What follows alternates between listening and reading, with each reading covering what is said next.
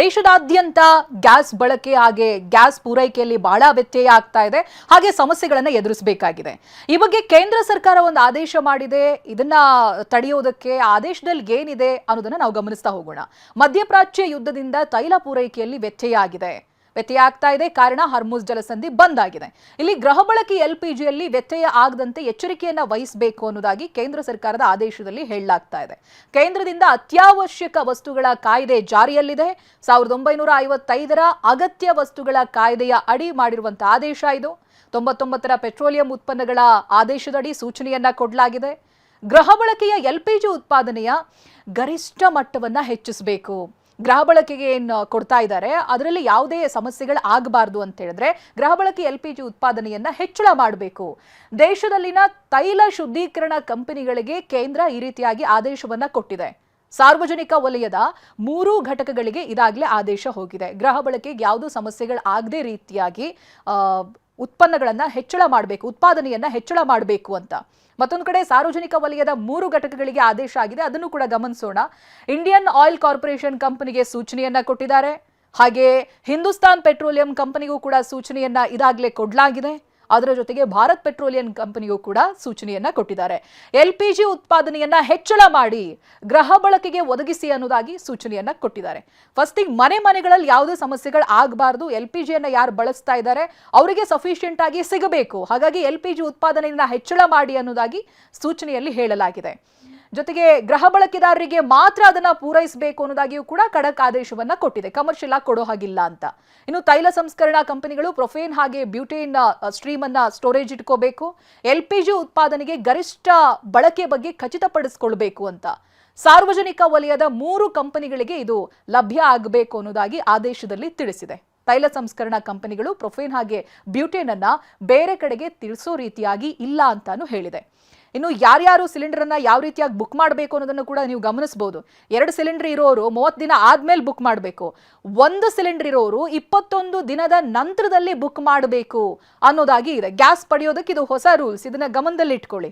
2 cylinder ಇದಾಗಲೇ ಇದೆ ಅಂತ ಹೇಳಿದ್ರೆ ನಿಮ್ಮಲ್ಲಿ 30 ದಿನದ ನಂತರದಲ್ಲಿ ಬುಕ್ ಮಾಡಬೇಕು. ಆಮೇಲೆ ಹೊಸ ಕನೆಕ್ಷನ್ ತಗೊಳ್ಳೋರ್ಗೂ ಕೂಡ ಇನ್ನೊಂದು ಹೊಸ ರೂಲ್ಸ್ ಇದೆ. ಅದನ್ನು ಕೂಡ ನಾವು ಎಕ್ಸ್ಪ್ಲೇನ್ ಮಾಡ್ತೀವಿ. ಉಜ್ವಲ್ ಯೋಜನೆ ಗ್ರಾಹಕರು 30 ದಿನದ ನಂತರದಲ್ಲೇ ಬುಕ್ ಮಾಡಬೇಕು ಅನ್ನುವಂಥ ನಿಯಮ ಇದೆ. ಇದೀಗ ಹೊಸ ರೂಲ್ಸ್ ಇದು.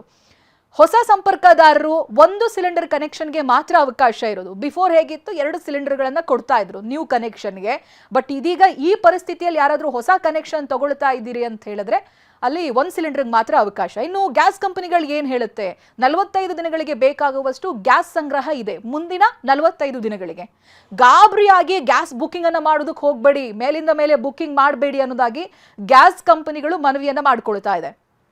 ಅವಶ್ಯಕತೆ ಇಲ್ಲದಿದ್ರೂ ಕೂಡ ಗ್ಯಾಸ್ ಸಿಲಿಂಡರ್ ಅನ್ನ ಸಂಗ್ರಹ ಮಾಡಿ ಇಟ್ಕೊಳ್ಳೋದಕ್ಕೆ ಹೋಗಬೇಡಿ, ಸ್ಟೋರೇಜ್ ಮಾಡ್ಕೊಳ್ಳೋ ಪರ್ಪಸ್ಗೆ ಆರ್ಡರ್ ಮಾಡಬೇಡಿ ಅಂತ. ಹಿತಮಿತವಾಗಿ ಗ್ಯಾಸ್ ಸಿಲಿಂಡರ್ ಬಳಕೆ ಮಾಡಿ ಅನ್ನೋದಾಗಿ ಸಲಹೆಗಳನ್ನ ಕೊಡ್ತಾ ಇದೆ ಗ್ಯಾಸ್ ಕಂಪನಿಗಳು. ಹೆಚ್ಚಾಗಿ ಗ್ಯಾಸ್ ಗೀಸರ್ ಅನ್ನ ಬಳಸಬೇಡಿ ಅಂತಾನು ಏಜೆನ್ಸಿಗಳು ಮನವಿ ಮಾಡ್ಕೊಳ್ತಾ ಇದೆ. ಸಮ್ಮರ್ ಆಗಿರೋದ್ರಿಂದ ಅದರ ಆಪ್ಷನ್ಸ್ಗಳನ್ನ ನೋಡ್ಕೋಬಹುದು ಅಂತ. ಸಾಮಾನ್ಯ ದಿನಗಳಂತೆ ಗ್ಯಾಸ್ ಪೂರೈಕೆ ಮಾಡ್ತೀವಿ ಅನ್ನೋದಾಗಿ ಕೂಡ ಹೇಳಿದ್ದಾರೆ. ಬಟ್ ಬುಕ್ಕಿಂಗ್ ಅಲ್ಲಿ ಗಮನ ವಹಿಸಿ ಅಂತ. ಗ್ಯಾಸ್ ಏಜೆನ್ಸಿಗಳ ಜೊತೆ ಸಾರ್ವಜನಿಕರ ಸಹಕಾರ ಕೂಡ ಅಗತ್ಯ ಇದೆ ಅನ್ನೋದು ಅವರ ಮಾತು. ಇನ್ನು ಬೆಂಗಳೂರಿಗೆ ಯಾವ ರೀತಿಯಾಗಿ ಸಮಸ್ಯೆ ಆಗ್ತಾ ಇದೆ, ಬೆಂಗಳೂರು ಹೋಟೆಲ್ಗಳ ಮೇಲೆ ಯುದ್ಧದ ಎಫೆಕ್ಟ್ ಬಹಳ ಬೀಳ್ತಾ ಇದೆ. ಅದನ್ನ ನಾವು ಬೆಳಗ್ಗೆಯಿಂದಲೂ ಕೂಡ ಗಮನಿಸ್ತಾ ಇದ್ವಿ. ಬೆಂಗಳೂರಿನಲ್ಲಿ ಬರೋಬ್ಬರಿ 20,000 ಹೋಟೆಲ್ಗಳಿದೆ. ಫುಡ್ ಜಾಯಿಂಟ್ಸ್ಗಳು ಜಾಸ್ತಿ, ಬೆಂಗಳೂರಿನವರು ಹೋಟೆಲ್ಗಳು ಹೋಗೋದು ಜಾಸ್ತಿ. ಹಾಗಾಗಿ ಪ್ರತಿನಿತ್ಯ ಸುಮಾರು 1 ಲಕ್ಷ ಸಿಲಿಂಡರ್ ಪೂರೈಕೆ ಆಗುತ್ತೆ. ಬೆಂಗಳೂರು ಒಂದರ ಮಾತು ಹೇಳ್ತಾ ಇದ್ವಿ, ಲೆಕ್ಕ ಹೇಳ್ತಾ ಇದ್ವಿ. ಒಂದು ಹೋಟೆಲ್ನಲ್ಲಿ ಪ್ರತಿಶತ 3 ಸಿಲಿಂಡರ್ನ ಅಗತ್ಯ ಇರುತ್ತೆ. ಅಷ್ಟರ ಮಟ್ಟಿಗೆ ಫುಡ್ ಸೇಲ್ ಕೂಡ ಇರುತ್ತೆ. ಭಾರತದಲ್ಲಿ ಗ್ಯಾಸ್ ಸಿಲಿಂಡರ್ ಪೂರೈಕೆಯಲ್ಲಿ ಬಹಳ ವ್ಯತ್ಯಯ ಆಗ್ತಾ ಇದೆ. ಅದರ ದೊಡ್ಡ ಹೊಡೆತ ನಾವು ಬೆಂಗಳೂರಿನಂತ ಸಿಲಿಕಾನ್ ಸಿಟಿ, ಬಿಗ್ ಸಿಟಿಗಳಲ್ಲಿ ಕಾಣ್ತಾ ಇದ್ವಿ. ಹೋಟೆಲ್ಗಳು ಗ್ಯಾಸ್ ಕೊರತೆಯನ್ನ ಎದುರಿಸ್ತಾ ಇದೆ. ಹಾಗಾಗಿ ಮೆನುಗಳಲ್ಲಿ ಆಪ್ಷನ್ಸ್ಗಳೆಲ್ಲ ಕಟ್ಟಾಗಿ ಹೋಗ್ತಾ ಇದೆ. ಅದನ್ನೆಲ್ಲ ಗಮನಿಸ್ತಾ ಇದ್ವಿ ನಾವು. ಇನ್ನು ಯಾಕೆ ಆಗ್ತಾ ಇದೆ ಅಂತ, ಗಲ್ಫ್ ರಾಷ್ಟ್ರಗಳಲ್ಲಾಗ್ತಾ ಇರುವಂತ ಯುದ್ಧದಿಂದಾಗಿ ಈ ಅಸ್ಥಿರತೆ ಕಾಣ್ತಾ ಇದೆ. ಮೇನ್ ಹೊಡೆತ ಬೀಳ್ತಾ ಇರೋದೇ ಹರ್ಮುಜ್ ಜಲಸಂಧಿಯನ್ನ ಕ್ಲೋಸ್ ಮಾಡಿರೋದಕ್ಕೆ. ಭಾರತದಲ್ಲಿ ಗ್ಯಾಸ್ ಬೆಲೆ ಏರಿಕೆಗೆ ಪ್ರಮುಖ ಕಾರಣದಲ್ಲಿ ಇದು ಕೂಡ ಒಂದು. ಇರಾನ್ ಅಮೆರಿಕ ಯುದ್ಧದಿಂದ ಗ್ಯಾಸ್ ಪೂರೈಕೆಯಲ್ಲಿ ಬಹಳ ದೊಡ್ಡ ವ್ಯತ್ಯಯ ಆಗಿದೆ. ಅದು ಬೇಗ ಆಗ್ತಾ ಇರೋದು ನಿಜಕ್ಕೂ ಶಾಕಿಂಗ್. ಕತಾರ್ನಿಂದ ಭಾರತಕ್ಕೆ ಎಲ್ಪಿಜಿ ಗ್ಯಾಸ್ ಸಪ್ಲೈ ಆಗ್ತಾ ಇತ್ತು. ಭಾರತಕ್ಕೆ ಮುಖ್ಯ ಆಮದು ಮೂಲನೇ ಕತಾರ್ ಆಗಿತ್ತು. ಹಾಗೆ ಹರ್ಮುಜ್ ಜಲಮಾರ್ಗ ಬಂದ್ ಹಿನ್ನೆಲೆಯಲ್ಲಿ ಸಪ್ಲೈ ಸ್ಥಗಿತ ಆಗಿದೆ.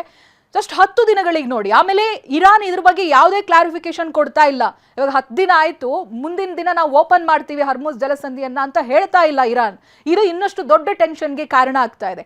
80% LPG ಹರ್ಮುಜ್ ಮೂಲಕವೇ ಬರಬೇಕು. ಅದು ಬಹಳ ರಿಸ್ಕ್ ಇದೆ. ಯುದ್ಧದಿಂದ ಹಡಗುಗಳ ಸಂಚಾರದಲ್ಲಿ ಅಡಚಣೆ ಉಂಟಾಗಿ ಹೊರೆಯಾಗ್ತಾ ಇದೆ. ತೈಲ ಘಟಕಗಳ ಮೇಲೆ ದಾಳಿಯಿಂದಾಗಿ ದೊಡ್ಡ ಹೊಡೆತಾನೆ ಬೀಳ್ತಾ ಇದೆ. ಒಂದು ಸೌದಿ ಅರೇಬಿಯಾದಲ್ಲಿರುವಂತಹ ತೈಲ ಘಟಕದ ಮೇಲೆ ದಾಳಿ ಆಗ್ತಾ ಇದೆ. ಹಾಗೆ ಆಲ್ರೆಡಿ ಸಪ್ಲೈ ಮಾಡಿರೋದು ಅರ್ಧ ಮಾರ್ಗದಲ್ಲೇ ಸ್ಟಕ್ ಆಗಿಬಿಟ್ಟಿದೆ. ಇನ್ನು ಮುಂದೆ ಯಾವಾಗ ಸಪ್ಲೈ ಸಿಗುತ್ತೆ ಅನ್ನೋ ಐಡಿಯಾ ಕೂಡ ಇಲ್ಲ. ಇದೆಲ್ಲ ದೊಡ್ಡ ಸಮಸ್ಯೆ ಆಗ್ತಾ ಇದೆ. ಭಾರತಕ್ಕೆ ಗ್ಯಾಸ್ ಸಪ್ಲೈ ಮಾಡೋದು ಪೂರೈಕೆದಾರ ದೇಶ ಕತಾರ್. ನಾವು ಎಷ್ಟು ತಗೊಳ್ತಾ ಇದ್ದೀವಿ? 40 to 50% ಕತಾರ್ನಿಂದಲೇ ತಗೊಳ್ತಾ ಇದ್ದೀವಿ ಅಂತ ಹೇಳಿದ್ಮೇಲೆ ಆ ಶಾರ್ಟೇಜ್ ಅನ್ನ ಈಗ ಅನುಭವಿಸಲೇಬೇಕಾಗುತ್ತೆ ನಾವು. ಪೂರೈಕೆದಾರ ದೇಶ UAE ಆದ್ರೆ ಅಲ್ಲಿಂದ ನಾವು ಎಷ್ಟು ಪರ್ಸೆಂಟೇಜ್ ಇಂಪೋರ್ಟ್ ಮಾಡ್ಕೊಳ್ತಾ ಇದ್ದೀವಿ ಅಂತ ಹೇಳಿದ್ರೆ 10 to 18% ಇಂಪೋರ್ಟ್ ಮಾಡ್ಕೊಳ್ತಾ ಇದ್ವಿ. ಭಾರತಕ್ಕೆ ಗ್ಯಾಸ್ ಸಪ್ಲೈ ಆಗ್ತಾ ಇತ್ತು. ಇದೀಗ ಅದು ಕೂಡ ಸ್ಟಾಪ್ ಆಗಿದೆ. ಪರ್ಸೆಂಟೇಜ್ ಅನ್ನ ಆಮೇಲೆ ನೀವು ಕ್ಯಾಲ್ಕುಲೇಟ್ ಮಾಡಬಹುದು ಟೋಟಲ್ ಎಷ್ಟಾಗುತ್ತೆ ಅಂತ. ಇನ್ನು ಅಮೆರಿಕ ಪೂರೈಕೆದಾರರು ಎಷ್ಟು ಕೊಡ್ತಾ ಇದ್ರು ಅಂದ್ರೆ 10 to 20%. ಬಟ್ ಯುದ್ಧದಂತಹ ಸಂದರ್ಭದಲ್ಲಿ ಯಾವುದೇ ದೇಶ ಆದ್ರೂ ಕೂಡ ವಾರ್ ಎಮರ್ಜೆನ್ಸಿ ಅಂತ ಇಷ್ಟು ಸ್ಟಾಕ್ ಅಂತ ಇಟ್ಟಿರುತ್ತೆ. ಸೊ ಅದನ್ನೆಲ್ಲ ಎಕ್ಸ್ಪೋರ್ಟ್ ಮಾಡೋದಕ್ಕೆ ಆಗೋದಿಲ್ಲ. ಅದು ಕೂಡ ಒಂದು ಕಾರಣ. ಮತ್ತೊಂದು ಪೂರೈಕೆದಾರ ದೇಶ ಒಮನ್ ಆದ್ರೆ ಅಲ್ಲಿ ನಾವು 5 to 6% ಇಂಪೋರ್ಟ್ ಮಾಡ್ಕೊಳ್ತಾ ಇದ್ವಿ. ಇನ್ನು ಆಸ್ಟ್ರೇಲಿಯಾದಿಂದ 2 to 3% ಅಷ್ಟೇ ನಾವು ಇಂಪೋರ್ಟ್ ಮಾಡ್ಕೊಳ್ತಾ ಇದ್ದಿದ್ದು. ಹಾಗೆ ಫ್ರಾನ್ಸ್ನಿಂದಲೂ ಕೂಡ ಪರ್ಸೆಂಟೇಜ್ ನೋಡೋದಾದ್ರೆ ಬೇರೆ ದೇಶಗಳು ಬಹಳ ಕಮ್ಮಿ. UAE, ಕತಾರ್, ಸೌದಿ ಈ ಭಾಗದಿಂದಲೇ ನಾವು ಹೆಚ್ಚು ಇಂಪೋರ್ಟ್ ಅನ್ನ ಮಾಡ್ಕೊಳ್ತಾ ಇದ್ದಿದ್ದು. ಈ ಭಾಗದಿಂದ ಈಗ ಕಂಪ್ಲೀಟ್ ಆಗಿ ಸ್ಟಾಪ್ ಆಗಿಬಿಟ್ಟಿದೆ. ರೆಡ್ ಸಿ ಮೂಲಕವಾಗಿ, ಕೆಂಪು ಸಮುದ್ರದ ಮೂಲಕವಾಗಿ ನಾವು ಇಂಪೋರ್ಟ್ ಮಾಡ್ಕೊಳ್ಳೋದು ಅಸಾಧ್ಯ.